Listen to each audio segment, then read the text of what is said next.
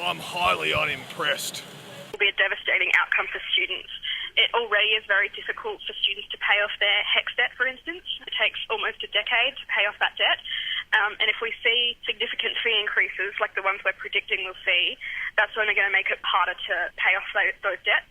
No cuts to education, no cuts to health, no change to pensions, no change to the GST, and no cuts to the ABC or SBS.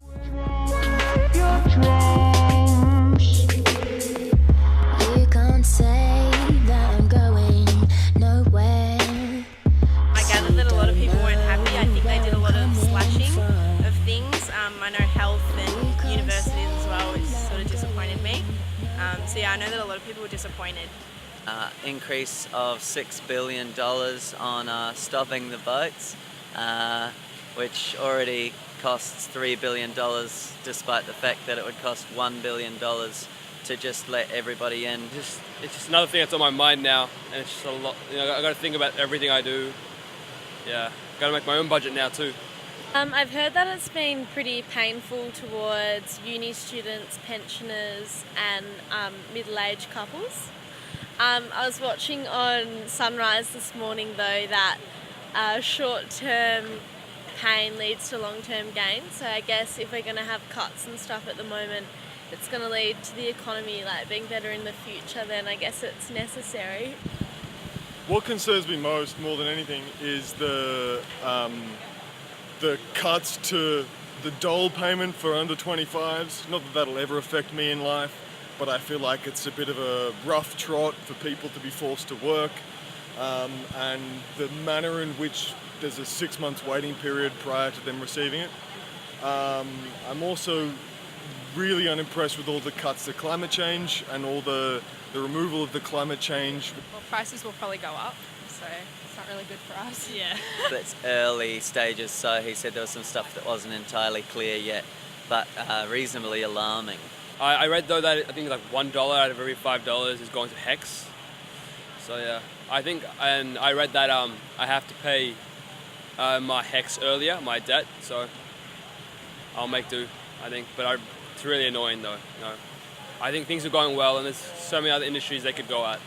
Like if I was tossing up between two courses and one was cheaper than the other, why wouldn't I do that? If it's going to cost me less money, I can buy more clothes and other things. So, if there's something cheaper, then students might pick something else then. No, I think it's an attack. I think it's unfair, it's very uncalled for. I think they should have taken it. I think there's always other means, and I think they haven't seen all the paths or options available and taken upon them.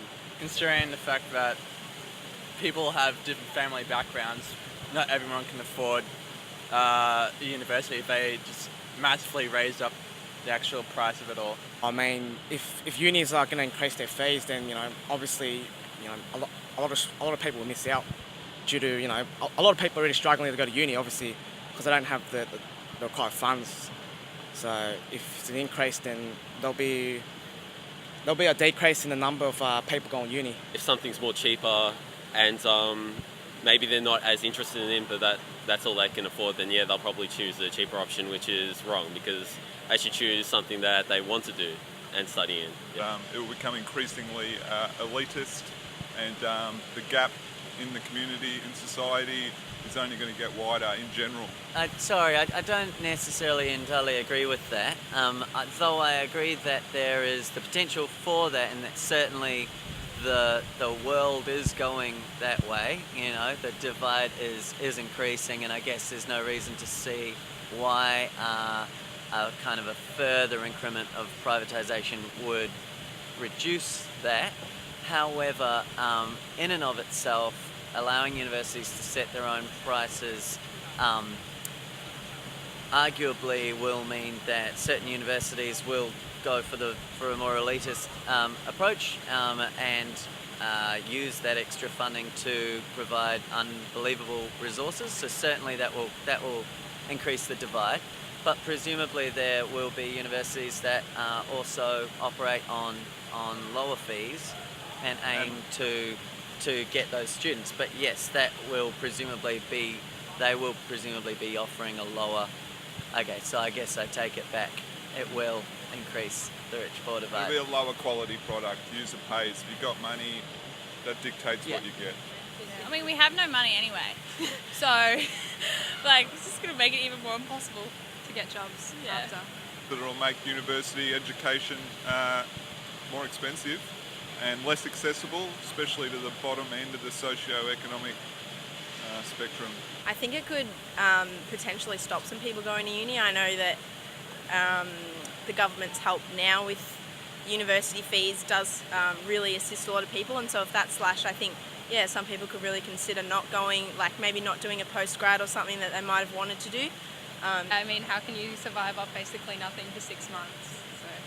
Well, I think it definitely needs to be done because obviously you're earning a bit more money, but at the same time, you got people that might have been like working hard to be getting that money, and so they might feel a bit heavy-handed on it all since they worked hard to get up to there, whereas others have kind of had it for themselves all their lives.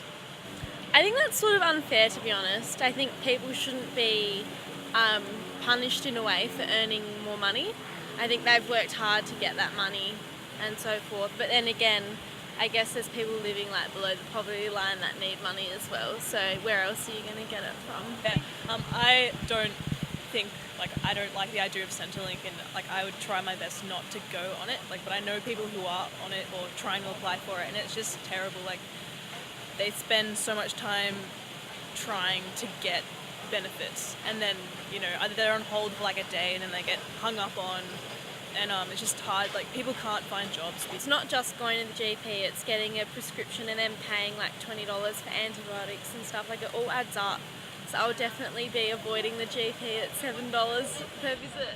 Medical research, well, I don't know. It's just $7 is a lot of money to some students, so it could really affect them. I mean, this was a response to the overuse of doctors, which happens because we're forced to get medical certificates to justify our time off work. I don't understand why employers haven't worked out yet that the doctor has to write you a medical certificate when you go to them. It doesn't seem like a lot, but in the long run, you're visiting and you have a family and your kids and stuff.